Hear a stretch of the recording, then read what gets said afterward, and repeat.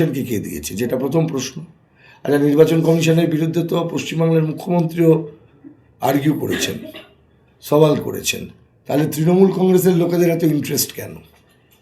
আমি তো এর পরের দিনকে যেটা করব, সেটা সুপ্রিম কোর্টে মুখ্যমন্ত্রীর মামলাতেও একটা অ্যাপ্লিকেশন লাগিয়ে এই কাগজগুলো দিয়ে দেবো, আর যে সমস্ত তৃণমূল কংগ্রেসের নেতারা এই কাজগুলো করছেন ওদের নাম ধরে ধরে দিয়ে দেবো।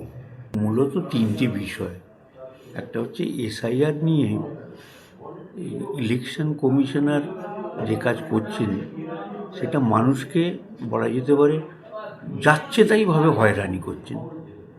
বিশেষ করে মধ্য হাওড়া কনস্টিটুয়েন্সির এই 34, 37, 31 নম্বর ওয়ার্ড, প্রায় 7-8টা জায়গায় যাদের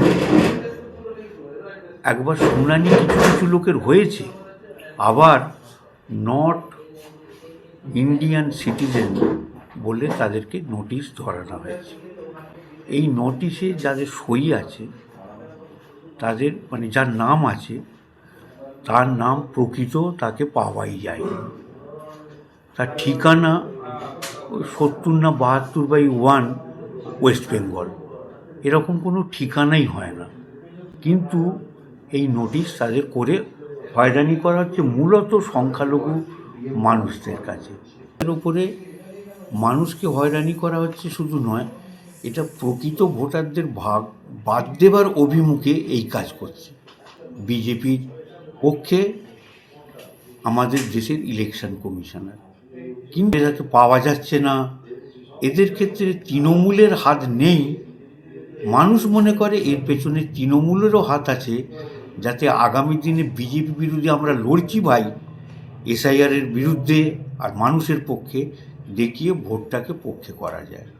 সাধারণ মানুষের এটা ধারণা। কারণ অফিসার যাদের দেওয়া হয়েছে তারা তো এখানকার। লজিস্টিক ডিসক্রিমিনেন্সি বলে যেটা এসেছে সেটা হচ্ছে পদবি, বয়স, তারপরে হয়তো দিলীপ কুমার ঘোষ কেন কুমার, এই সব নিয়ে।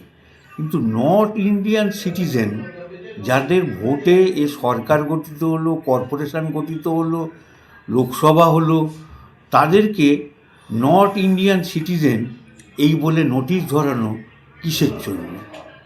এর আমরা বিরোধিতা করেছি। আপনারা কি পদক্ষেপ নিয়েছেন? আমরা ইতিমধ্যেই সাধারণ মানুষকে নিয়ে ওখানে একসঙ্গে লড়াই হয়েছে, এবং লড়াই করতে গিয়ে সব্যসাচীর যে জুনিয়র কিরণ, সে মার খেয়েছে তৃণমূলীদের হাতে। আমরা শিবপুর থানায় কমপ্লেন দেওয়া হয়েছে, এসডিও অফিসে আমরা কমপ্লেন দিয়েছি, এবং আমাদের পার্টির পক্ষে কমরেড ইমতিয়াজ, আমাদের অ্যাডভোকেট হাইকোর্টের, ও সেখানে উপস্থিত ছিল, ডেপুটেশন দেওয়া হয়েছে। ডিএমকে আমরা চিঠি দিয়েছি এ ব্যাপারে, কিন্তু যা দেখা যাচ্ছে কি যে এরা সদুত্তর দিতে পারছে না। কি যে কর্পোরেশনের 66টা ওয়ার্ড করা হয়েছে, তার ভৌগোলিক কোনো মিল নেই বিভিন্ন জায়গায়। ডিএম এর সঙ্গে একটা কথোপকথন আপনারা ফোন রেকর্ডিংয়ে শুনিয়েছেন। ডিএম এর সঙ্গে কথা মানে কে বলছিলেন এবং কি বিষয় নিয়ে আলোচনাটা হয়েছে, ছোট্ট করে?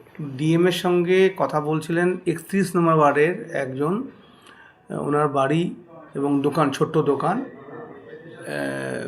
এসটিডি দোকান আছে, এসটিডি আইএসডি দোকান আছে। উনি ফোন করেছিলেন, ওনার পরিবার সেই নোটিশটা পেয়েছিল, তারপরে উনি ফোন করেছিলেন যে এই বিষয়টা, তা উনি অসন্তুষ্ট।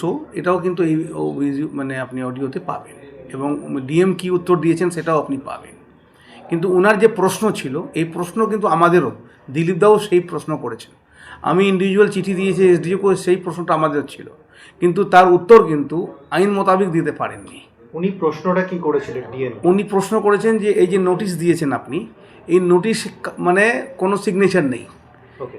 2 নম্বর হচ্ছে আমার যে ফর্ম 7 যে ফিল আপ করেছেন, যে অবজেকশনার, যে পিটিশনার, তার অ্যাড্রেসটা কী আছে, এবং 37 ওয়েস্ট বেঙ্গল, এটা তো অ্যাড্রেস হতে পারে না। আপনি যখন হিয়ারিং যখন ডাকবেন তখন উভয় পক্ষকে ডাকবেন আপনি, তাহলে আপনি যে ডেকেছেন এই ভদ্রলোকে যে অবজেকশনার, তাকে কি এই অ্যাড্রেসে ডেকেছেন? বা যদি কোনো আইনে যদি পদক্ষেপ নিতে হয় বা কোনো নোটিশ তাকে যদি ধরাতে হয়, তাহলে এই অ্যাড্রেসে দেবেন? ওনার এটাই প্রশ্ন ছিল। আর সে জেলা সম্পাদক, বামফ্রন্টের কনভেনর হাওড়া জেলা কমিটি, উনি বলেছেন যে এটা আমরা রাস্তায়ও এর এজিটেশন করব, এবং আইনি অলরেডি একটা প্রসেস আমরা এগিয়ে আছি। সুপ্রিম কোর্টে যখন শুনানি যখন হচ্ছিল তখন এটা রেফারেন্সও করা হয়েছে। সব্যসাচী চ্যাটার্জি উনি যখন একটা মামলায় যখন উপস্থিত ছিলেন সেখানে এই যে ডিসক্রিমিনেশন সেটাও কিন্তু মেনশন করেও বলেছেন, তারপরেও প্রেস কনফারেন্সে বলেছেন। আমরা কিন্তু এরপরে নেক্সট পদক্ষেপ হবে আমাদের যে আমরা লাইক দ্যাট আমরাও কিন্তু সুপ্রিম কোর্টে চলে যাব। আমার নাম হচ্ছে ইমতিয়াজ আহমেদ। আমার নাম দিলীপ ঘোষ, হাওড়া জেলা কমিটির সম্পাদক, বামফ্রন্টের চেয়ারম্যান। ধন্যবাদ।